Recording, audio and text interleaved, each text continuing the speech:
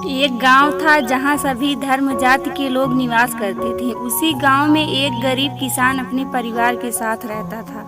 यह दर्दनाक घटना उसी परिवार की है, जिसमें परिवार का मुखिया, उसकी पत्नी और 2 बच्चे थे। घर का मुखिया एक लंबे अरसे से बीमार था। जो जमा पूंजी थी वह डॉक्टरों की फीस व दवाखानों में खत्म हो चुकी थी, लेकिन वह अभी भी चारपाई से लगा हुआ था और एक दिन इसी हालत में अपने बच्चे को अनाथ कर इस दुनिया से चला गया। मुसीबत का मारा परिवार खाने पीने का मोहताज हो गया, मगर लोग अपने काम धंधों में लग चुके थे। किसी ने भी इस परिवार की ओर ध्यान नहीं दिया। बच्चे अक्सर बाहर निकलकर सामने वाले मकान की चिमनी से निकलने वाले धुएं को आस लगाए देखते रहते।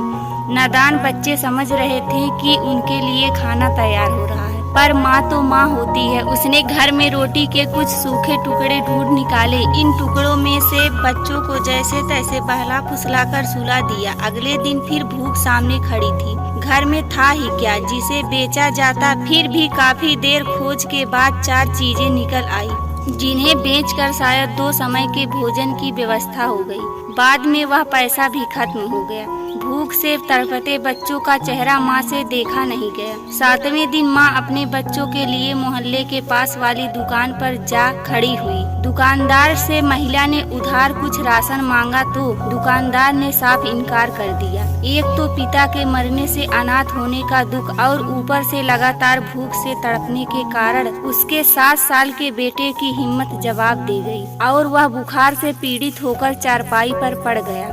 बेटे के लिए दवा कहाँ से लाती, खाने तक का तो ठिकाना था ही नहीं। तीनों एक घर के कोने में सिमटे पड़े थे। माँ बुखार से आग बने बेटे के सिर पर पानी की पट्टियाँ रख रही थी। तब 5 साल की छोटी बहन अचानक उठी, माँ के कान से मुंह लगाकर बोली, माँ भाई कब मरेगा।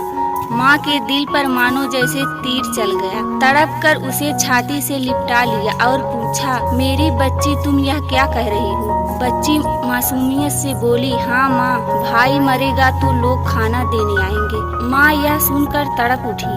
इसलिए अपनी दौलत को धर्म के नाम पर चढ़ावा चढ़ाने की बजाय किसी असहाय भूखे को खाना खिलाकर पुण्य प्राप्त करें। इससे सारे जहां के मालिक भी खुश होंगे और आपके मन को भी सुकून मिलेगा।